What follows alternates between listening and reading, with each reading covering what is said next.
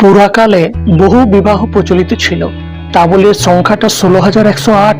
শ্রীকৃষ্ণের বিবাহ এবং স্ত্রীর সংখ্যা নিয়ে নানান অভিমত রয়েছে। এর পিছনে নানা কাহিনীও রয়েছে। আমরা যদি হরিবংশ পুরাণ দেখি, হরিবংশ পুরাণ মতে নরকাসুর 16,100 জন ঋষিকন্যাকে আটক করে তাদের দাসী করে রেখে দিয়েছিলেন। কথিত আছে সেই সব ঋষিকন্যাকে হত্যা করে নরকাসুর অমর হতে চেয়েছিলেন। এই খবর শ্রীকৃষ্ণের কাছে পৌঁছাতে তিনি নরকাসুরকে বধ করেন এবং ঋষিকন্যাদের উদ্ধার করেন। কিন্তু ঋষিকন্যাদের পরিবার তাদের গ্রহণ করেননি।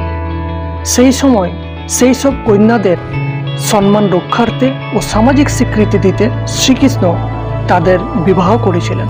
মহাভারত মতে শ্রীকৃষ্ণের পত্নী সংখ্যা 8: রুক্মিণী, সত্যভামা, জাম্ববতী, মিত্রবিন্দা, নগ্নজিতি, মাদ্রী, লক্ষণা ও রোহিণী।